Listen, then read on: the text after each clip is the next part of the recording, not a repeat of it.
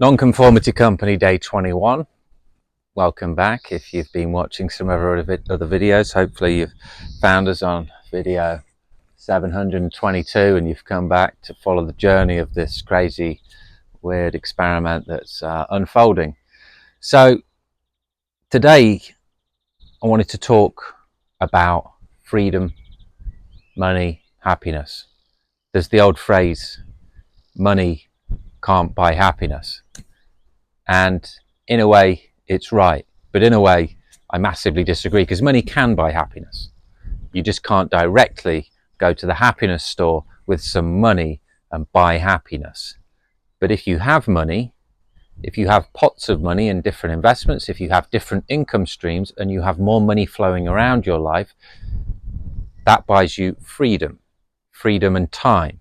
If you have more freedom and time, you're going to be happier, because your life is going to be more balanced, because you're going to be able to design exactly the type of life that you want.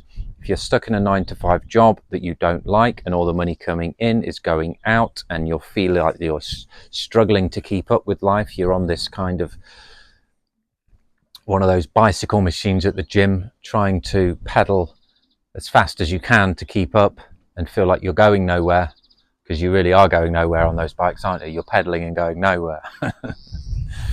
That's what life can feel like a lot of the time for people that are, just in a job. And some of those jobs could be good, and you might get pay rises, but struggling to keep up with inflation and growing price of living, it's hard to get ahead. We talked yesterday about nonco finance, about having a structured system for your money, so you have different investment pots and you're earning more than is going out, and some of that money that you'll have spare each month goes into some of these investment pots. Some of these investment pots will go up and down month to month, but believe me, I've used this over the past 5-6 years, made a lot of mistakes, but it's allowed me a lot more freedom, because I've had pots that have really gone up, which has allowed me to go and travel and do and not work and think about life and do courses and workshops and read and just have freedom. So that money that I've had that's been spare has bought me freedom, which has allowed me to do things that make me happy. So money can buy you happiness, just not directly. It's through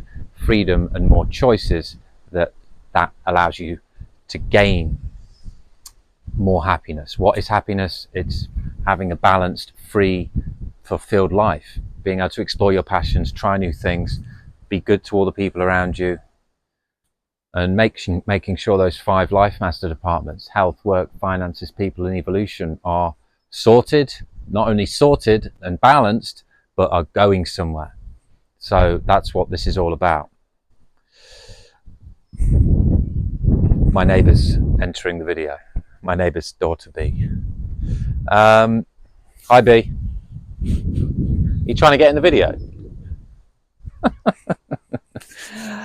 So I would urge you to look at your life and it's hard to deprogram ourselves from what we've been programmed with and used for years and years and years.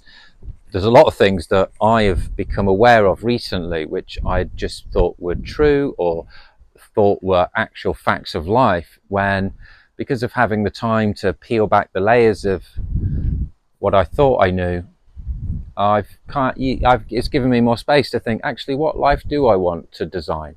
For example, I'm going to, in aid of having the most freedom I can in life, because I do love working as well, I'm going to block out a 2-hour work session from 6 a.m. to 8 a.m. every morning.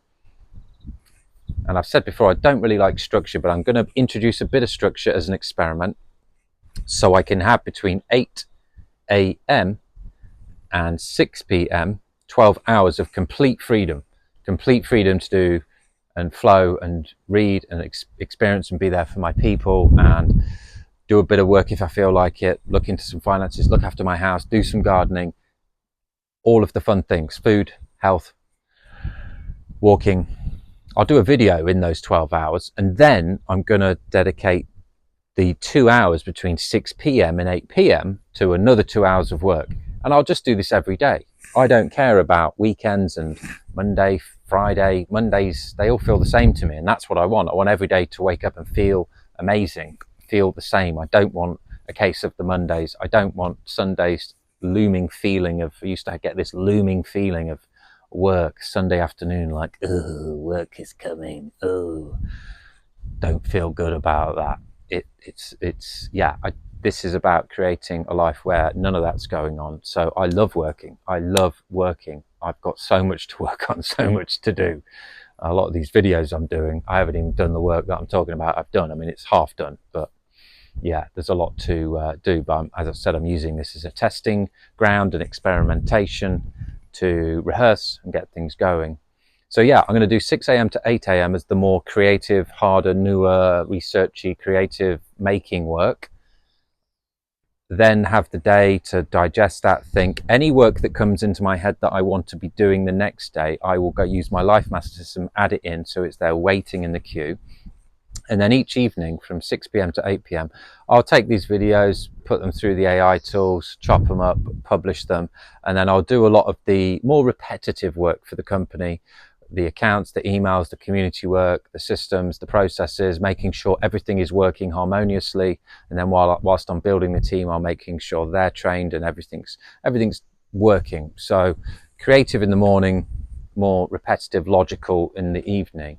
And that will give me 4 hours a day, times by 7, 28 hours work a week. And because I'm organized and I'm going to have a real finite list of the creative work that's coming up, that 2 hours in the morning, believe me, is going to be effective. It's going to be, I'll get more done in a day in that 2 hours than most people get done in a day.